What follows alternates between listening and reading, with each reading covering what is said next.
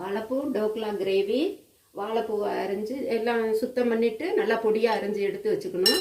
அதில் வந்து கடலை மாவு, மிளகாய் பொடி, மஞ்சள் பொடி, கரம் மசாலா, உப்பு, இஞ்சி பூண்டு இதெல்லாம் போட்டு நல்லா பிசைஞ்சுக்கணும்.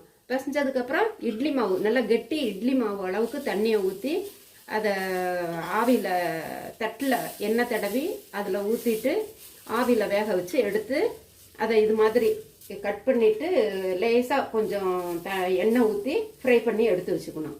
அப்புறம் கிரேவிக்கு ஜீரகம், சோம்பு, கருவேப்பிலை, இஞ்சி பூண்டு இதெல்லாம் எண்ணெய் ஊற்றி வதக்கிட்டு அதில் அதுக்கு முன்னாடியே வெங்காயம், தக்காளி, முந்திரி பருப்பு இதை மூணையும் நல்லா வேக வச்சு எடுத்து வச்சுக்கணும். வேக வச்சுட்டு அதை அரைச்சி அந்த கிரேவியை அதில் ஊற்றிடணும்.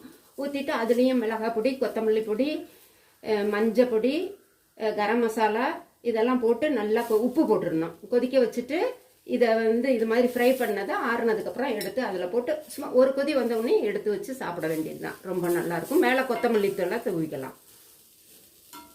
இது சும்மாவும் சாப்பிட்டுக்கலாம்.